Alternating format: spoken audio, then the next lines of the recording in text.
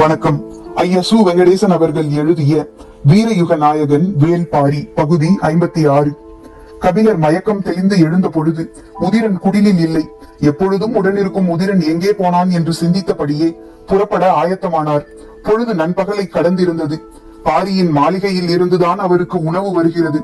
செய்தி சொல்லி அனுப்பும் உதிரன் எங்கே போனான் என்பது தெரியாததால் அவ்வழி வந்த வீரனிடம் சொல்லி அனுப்பினார்.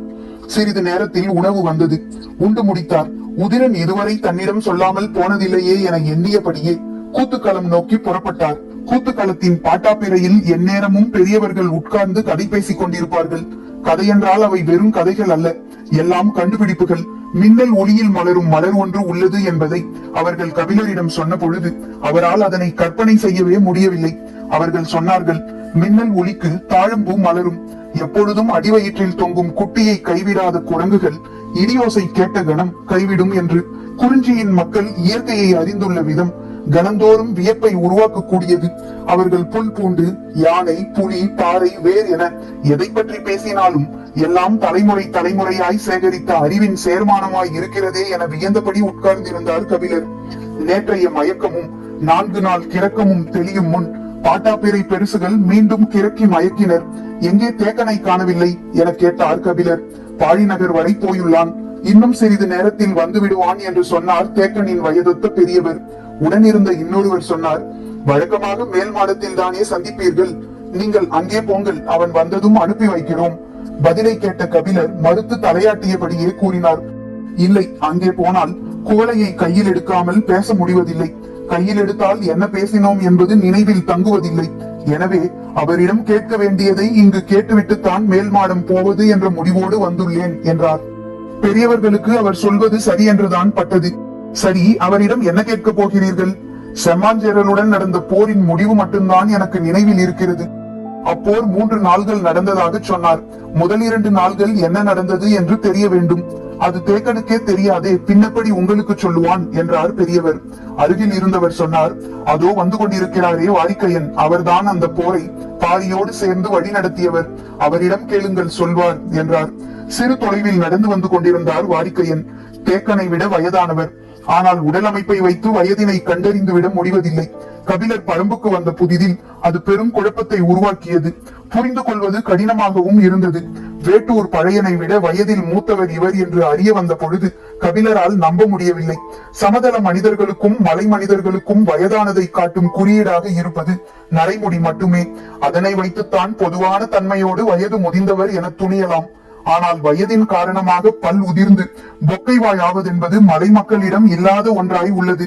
கிழத்தன்மையும் பல்லுதிர்வதும் ஒன்றுக்கொன்று தொடர்புடையனவாக சமதளத்தில் பார்க்கப்படுகின்றன. ஆனால் இங்கு அப்படி அல்ல. சிறு வயதில் இருந்தே காய்கனிகளையும் மரப்பட்டைகளையும் கடித்தெழுப்பது அன்றாட நடவடிக்கையாக இருப்பதால் முன்பற்கள் மிக கூர்மையாகவும் பலருக்கு ஒழுங்கற்ற தோற்றத்துடனும் இருக்கின்றன என்பது மட்டுமே கபிலரின் மனப்பதிவாக இருந்தது. ஆனால் பெரும்பாலோருக்கு பற்கள் உதிர்வதில்லை. அப்படியே உதிர்ந்தாலும் 1-2 தான் உதிர்கின்றனவே தவிர அத்தனை பற்களும் இல்லாத பொக்கைவாய் மனிதர்களை பரம்பில் இன்று வரை கண்டதில்லை.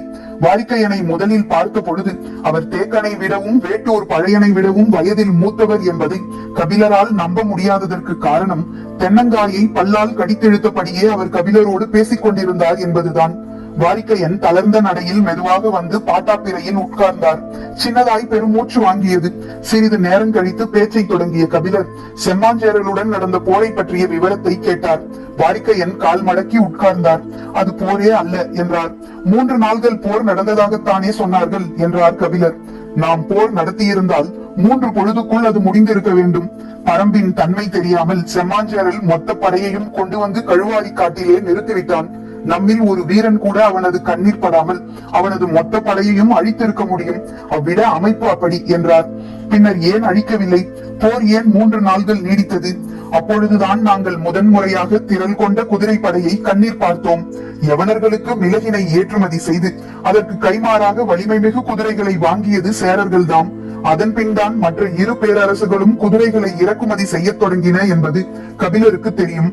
ஆனால் பரம்பின் மக்கள் முதன்முறையாக செம்மாஞ்சேரனுடனான போரின் பொழுதுதான் குதிரையை பார்த்துள்ளனர் என்பது புதிய செய்தியாக இருந்தது. குதிரைப்படையை பார்த்ததும் பாரி தாக்கும் திட்டத்தை கைவிட்டு விட்டான். முன்களத்தில் நின்ற எனக்கு அவன் முடிவினை மாற்றியது தெரியாது. அவனிடம் இருந்து குறிப்புச் சொல் எதுவும் எனக்கு வரவில்லை.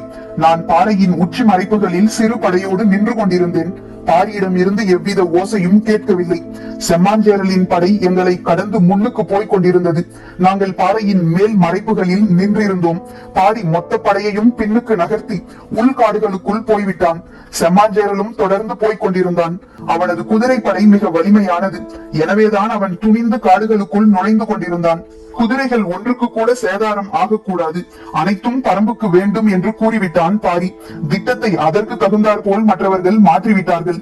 பாரி ஏன் படையை பின்னால் நகர்த்தி போகிறான் என்று புரியாத குழப்பத்தில் நான் இருந்தேன். கழுவாரிக்காடு இப்புதிய திட்டத்துக்கு ஏற்ற இடமல்ல. குதிரையின் மீதுள்ள வீரர்களை தாக்கி குதிரையை கைப்பற்றுவதற்கு பொருத்தமான இடம் இடப்புறம் இருந்த சருகுமலை குன்றுதான். எனவே செம்மாஞ்சேரலின் படையை அப்பக்கம் வர வைக்க வேண்டும் என பாரி சிந்தித்துள்ளான். இது எதுவும் எங்களுக்கு தெரியாது. நாங்கள் பாறையின் உச்சி மறைப்பிலே காத்திருந்தோம். திடீரென கூவல் குடியினரின் ஓசை கேட்க தொடங்கியது. அது பின்புறம் ஓடுவதற்கான குறிப்பு சொல்லும் ஓசை. இந்த ஓசை ஏன் கேட்கிறது என்று சிறு தயக்கம் ஏற்பட்டது. ஆனால் போர்க்களத்தில் தயங்குவதற்கெல்லாம் இடமில்லை. சரியென பாறையின் உச்சியில் இருந்து கீழிறங்கி பின்புறம் செல்ல தொடங்கிய பொழுதுதான் செம்மாஞ்சேரலின் வீரர்கள் எங்களை பார்த்தனர். நாங்கள் பின்புறமாக போவது தெரிந்ததும் குதிரைப்படையின் ஒரு பிரிவினை எங்களை நோக்கி ஏவினான் செம்மாஞ்சேரல். குதிரைகள் பாய்ந்து வந்தன. அப்பொழுதுதான் தெரிந்தது குதிரை ஓட்டம் என்றால் என்னவென்று. நாங்கள் உயிர் பிழைப்பதே பெரும் பாடாகிவிட்டது. எப்பக்கம் திரும்பி ஓடினாலும் பாய்ந்து வந்து கொண்டிருந்தனர் சேர வீரர்கள். ஆளுயர ஈட்டியோடு 4 கால் பாய்ச்சலில் வரும் வீரனிடம் எவ்வளவு நேரம் ஓடி தப்பிக்க? பாறையின் மேல் இருந்திருந்தால் அவர்கள் அனைவரையும் ஒரு பொழுதில் அழித்திருப்பேன். ஆனால் தந்தரையில் என்ன செய்ய முடியும்? என்னிடம் இருந்தவர்கள் மிக குறைந்த வீரர்களே. விரட்டி வந்தவர்கள் 4 மடங்கு அதிக வீரர்கள். நாங்கள் யாரும் தப்பி பிழைக்க போவதில்லை என்றுதான் தோன்றியது. பாறையின் உச்சியில் பாதுகாப்பாய்தானே இருந்தோம். ஏன் கீழே இறங்கி ஓடவிட்டான் பாரி என்ற குழப்பம் வேறு மனதுக்குள் ஓடிக்கொண்டிருந்தது. குதிரை வீரர்கள் மிக அருகில் வந்துவிட்டார்கள். அப்பொழுதுதான் சருகுமலையின் இடப்புற பிளவில் இருந்து கூவல் குடியினரின் குறிப்புச் சொல் ஓசை கேட்டது. அப்பக்கம் வரச் சொல்வது அறிந்து அதனை நோக்கி முடிந்தவரை வேகம் கொண்டு ஓடினோம். பிளவினை உயிரோடு தாண்ட முடியும் என்ற நம்பிக்கை அடுத்தடுத்த அடியில் குறைந்து கொண்டே வந்தது. எண்ணி பார்க்க முடியாத வேகத்தில் குதிரைகள் வந்து கொண்டிருந்தன. அவை அருகில் வந்துவிட்டதை உணர்ந்த பொழுது நான் உண்ணி தவினேன். அவை என்னை கடந்து தாவி பாய்ந்தன. கன நேரம் எனக்கு எதுவும் புரியவில்லை. சற்று நேரம் கழித்துதான் புரிந்தது. பாய்ந்து செல்லும் குதிரைகளின் மீது வீரர்கள் யாரும் இல்லை. கடவின் இருபுறம் இருந்தும் பரம்பு வீரர்கள் குதிரையின் மீது அமர்ந்திருந்த எதிரிகளை வீழ்த்தி முடித்தனர். சிறிய காயம் கூட இன்றி குதிரைகள் காட்டுக்குள் ஓடிக்கொண்டிருந்தன. 2 நாள்களும் இப்படி வெவ்வேறு உத்திகளை பயன்படுத்தி பெரும்பகுதி குதிரைகளை கைப்பற்றினோம். இனி குதிரைகளை கைப்பற்ற முடியாது என்ற நிலையில்தான் தாக்குதல் போரினை நடத்தினான் பாரி. 3ஆம் நாள் உச்சி பொழுதில் தொடங்கிய போர் மாலைக்குள் முடிவுக்கு வந்தது என்றார் வாரிக்கையன். இத்தனை குதிரைகள் பரம்பில் இருப்பது எப்படி என்பது பரம்புக்கு வந்த நாளில் இருந்து கபிலரின் மனதில் இருந்த கேள்விதான். எதிர்பாராத நேரத்தில் விடை கிடைத்தது.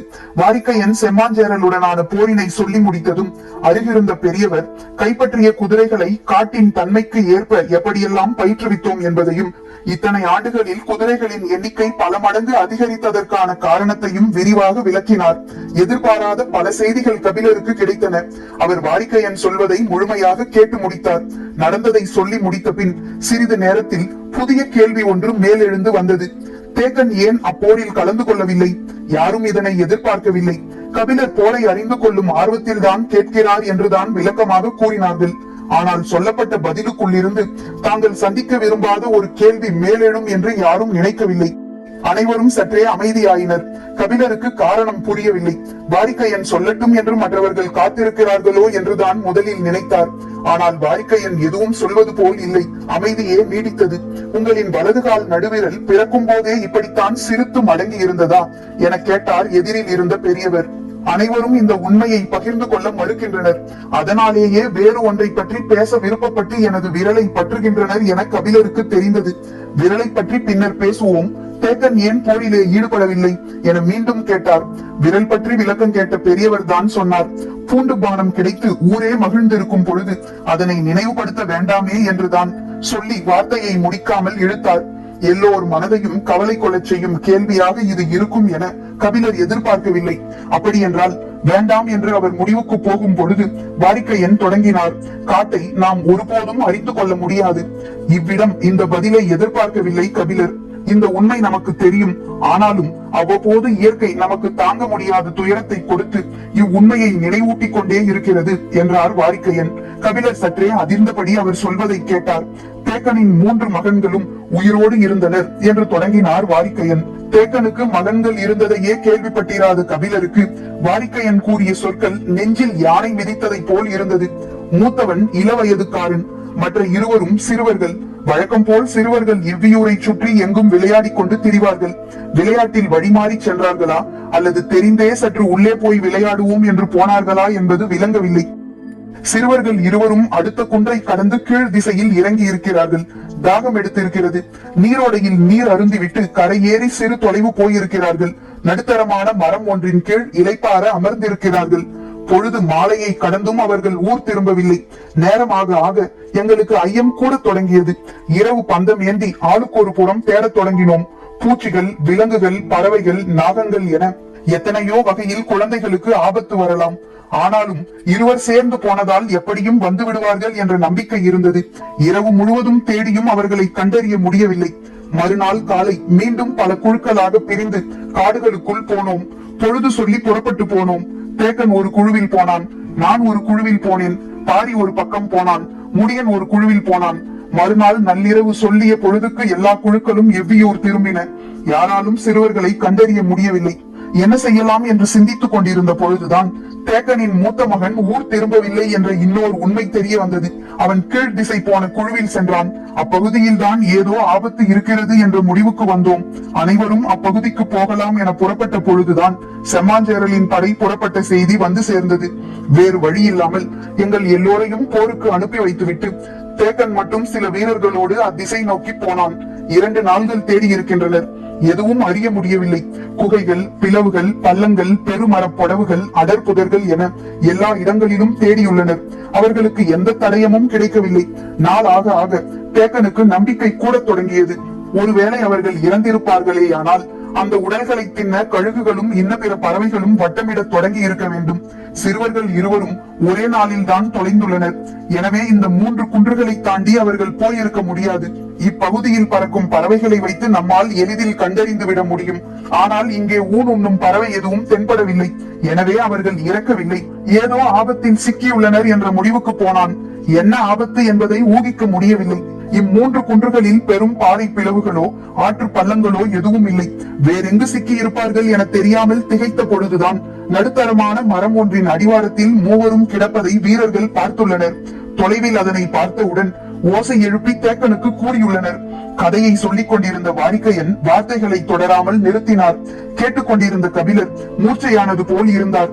தேக்கன் தான் காடறிந்த பேராசான் என்பதை பரம்பே உணர்ந்த கணம் அதுதான் என்றார். கபிலருக்கு விளங்கவில்லை. சற்று மூச்சு வாங்கியபடி வாரிக்கையன் தொடர்ந்தார். மகன்கள் மூவரும் ஒரு மர அடிவாரத்தில் கிடப்பதை பார்த்தவுடன் யாராக இருந்தாலும் ஓடிப்போய் தூக்கி இருப்போம். ஆனால் தொலைவில் இருந்து பார்த்த கணமே தேக்கன் கொடுத்த முதல் குரல் யாரும் அருகில் போகாதே என்பதுதான். வீரர்கள் அப்படியே நின்றுள்ளனர். தேக்கன் மிக தள்ளி நின்று அம்மரத்தையே பார்த்துள்ளான். காற்றில் சற்றே வீச்சம் ஏறி இருந்தது. அவர்கள் இறந்து விட்டனர் என்பதை முடிவு செய்துள்ளான். இறந்தவர்களின் உடலை காட்டு உயிரினங்கள் பொழுதுக்குள் இல்லாமல் செய்துவிடும். ஆனால் இவ்வுடல்களை எதுவும் ஒன்றும் செய்யவில்லையே. ஏன்? தந்தை என்பதை மறந்து மறுகணமே தேக்கனாய் நின்றுள்ளான். கண்ணீர் மேலேற இடம் தராமல் காரணங்களையே சிந்தித்துள்ளான். அதனையும் மீறி சில வீரர்கள் அருகில் செல்ல முனைந்த பொழுது கடும் கோபத்தோடு தடுத்துள்ளான். தேக்கன் மட்டுமன்று, எவ்வியூரில் இருக்கும் யாரும் நம்ப முடியாத உண்மை ஒன்று வெளிவரத் தொடங்கியது. அங்கு நின்றிருந்தது ஆட்கொல்லி மரம். பலா இலை போல விரிந்த இலையுடையது. அதன் முனை முழுவதும் சுனை சுனையாய் இருக்கும். மெல்லிய முள்ளினை போன்ற அச்சுனை காற்றிலே உதிர்ந்து கொண்டே இருக்கும். யாராவது அருகில் போனால் அச்சுனை உடலிலே படும். பட்டவுடன் அரிப்பெடுக்கும். நாம் கையை வைத்து தேய்ப்போம். தேய்த்தவுடன் அது உள்ளே போய் குருதியில் கலக்கும். அந்த சுனையின் நஞ்சு கொடுமையிலும் கொடுமையானது. கன நேரத்தில் மூர்ச்சையாகும். அதன் கிளையில் எந்த ஒரு பறவையும் அமராது. தப்பி தவறி ஏதாவது ஒரு பறவை அமர்ந்தால் அமர்ந்த கணமே செத்து விழுந்துவிடும். உற்று பார்த்தால் தான் அதன் எலும்புகள் இலைகளுக்கு இடையே சிக்கி இருப்பது தெரியும். இக்கொடிய மரம் பரம்பில் எங்கெங்கு இருக்கிறது என்பதை எல்லோரும் அறிவோம். சிறுவயதில் இருந்தே அவ்விடத்தை சொல்லியே குழந்தைகளை வளர்க்கிறோம். ஆனால் எங்கள் யாராலும் அறிய முடியாத உண்மை என்னவென்றால் எவ்வியூரின் மிக அருகில் 2ஆம் குன்றில் ஆட்கொல்லி மரம் ஒன்று இவ்வளவு பெரிதாக வளர்ந்திருக்கிறது என்பதுதான். பறவைகள் எதுவும் இம்மரத்தில் தங்குவதில்லை என்பதால் இதன் விதைகள் எளிதில் பரவுவதில்லை. ஏற்கனவே இருக்கும் மரத்தை சுற்றித்தான் மற்றொரு மரம் முளைக்க தொடங்கும். பரம்பு மலையில் 8 இடங்களில் ஆட்கொல்லி மரங்கள் உண்டு. ஆனால் எவ்வித தொடர்பும் இல்லாமல் தனித்த மரம் ஒன்று இவ்விடம் எப்படி முளைத்தது என்பது இன்று வரை எங்களுக்கு தெரியவில்லை. அதன் ஒற்றை விதை இவ்விடம் எப்படி வந்து சேர்ந்தது என்பது பெரும் வினா. நீரோட்ட பாதை அல்ல இது. எனவே நீர் அடித்து வந்திருக்க வாய்ப்பில்லை. ஏதோ ஒரு விலங்கோ பறவையோ அதன் கனியை உண்ணக்கூடியதாக இருக்க வேண்டும். அதனால்தான் அதன் விதை இவ்விடம் வந்திருக்க வேண்டும். இவையெல்லாம் தேக்கன் தொடர்ந்து எங்களிடம் சொல்லியது. அவன் மரணத்தின் துயரை மரத்தை வெல்லும் அறிவாக மாற்ற முயன்று கொண்டிருந்தான். வாரிக்கையன் இறுதி பகுதியை ஏன் வேக வேகமாக சொன்னார் என்பது கபிலருக்கு இப்பொழுதுதான் தெரிந்தது. பாட்டாப்பிரை நோக்கி தேக்கன் வந்து கொண்டிருந்தார். இயல்பாய் ஏதோ ஒன்றை பற்றி பேசிக் கொண்டிருப்பதை போல காட்டிக்கொள்ள பெரியவர்கள் முயற்சி செய்து கொண்டிருந்தனர். வேகமாக வந்த தேக்கன் பாட்டாப்பிரையில் ஏறி அமர்ந்தார். கலங்கி போயிருந்த கபிலர் அகத்தையும் முகத்தையும் மாற்ற பெரிதும் முயன்றார். தேக்கனிடம் இதுவரை கேட்காத கேள்வியை கேட்டு பேச்சினை வேறு பக்கம் கொண்டு செல்ல வேண்டும் என்று தோன்றியது. அமைதி நீடிப்பதை விரும்பவில்லை. ஆனால் எதை கேட்பதென்று தெரியவில்லை. தேக்கனின் கால்களை பார்த்தார் கபிலர். எல்லா விரல்களும் ஒன்று போலத்தான் இருந்தன. ஏன் இந்த எண்ணம் தோன்றியது என தன்னையே இகழ்ந்து கொண்டார். மற்றவர்களும் பேசாததால் அமைதி நீடித்தது. நீண்ட நாள் கேட்க நினைத்த கேள்வி ஒன்று சட்டென கபிலருக்கு நினைவுக்கு வந்தது. தேக்கனை பார்த்து கேட்டார். பாரி முல்லை கொடிக்கு தேரை கொடுத்தான் என்று பாணர்கள் சமதள மக்களிடம் பாடி திரிகிறார்களே, அது உண்மையா? பாட்டாப்பிரையில் இருந்த யாருக்கும் இது பற்றி தெரியவில்லை. ஒரு பெரியவர் மட்டும் சொன்னார். அவன் கொல்லிக்காட்டு விதையவே கொடுத்தவன் அப்பா, தேரெல்லாம் ஒரு பொருட்டா என்று மட்டும் எதிர்கேள்வி கேட்டார். ஆனால் கபிலர் கேட்டதற்கான பதில் வரவில்லை. தேக்கனுக்கு இதென்ன கேள்வி என்று பட்டது. படர வழியின்றி ஒரு கொடி இருந்தால் அதற்கு வழியமைக்கும் வேலையை எல்லோரும் தானே செய்வார்கள். இதனை பெரியதாய் பாணர்கள் பாடுவதற்கு என்ன இருக்கிறது என நினைத்தார். சரி, பாரியிடமே கேட்டு விடுவோம் என்று கபிலரை அழைத்துக் கொண்டு வேக வேகமாக மேல் மாடத்துக்கு வந்தார் தேக்கன். வேகத்துக்கு காரணம் தவழும் கொடி மட்டுமன்று, தழும்பும் கோலையும் தான். அங்கே காலம்பனும் பாரியும் இருந்தனர். கபிலரின் வருகைக்காக தொடங்காமல் காத்திருந்தனர். நுழைந்ததும் கபிலர் சொன்னார், குவளையை ஏந்தும் முன் எனக்கு ஒரு விடை தெரிய வேண்டும். கபிலரிடம் இருந்து அவ்வளவு அவசரமாக முன்வரும் கேள்வியை எதிர்கொள்ளும் ஆவல் பாரியின் முகத்திலே தெரிந்தது. கபிலர் கேட்டார், நீ முல்லை கொடிக்கு தேரை கொடுத்தாய் என்று பாணர்கள் பாடுகிறார்களே, அது உண்மையா? பரம்பின் குரல் ஒலிக்கும்.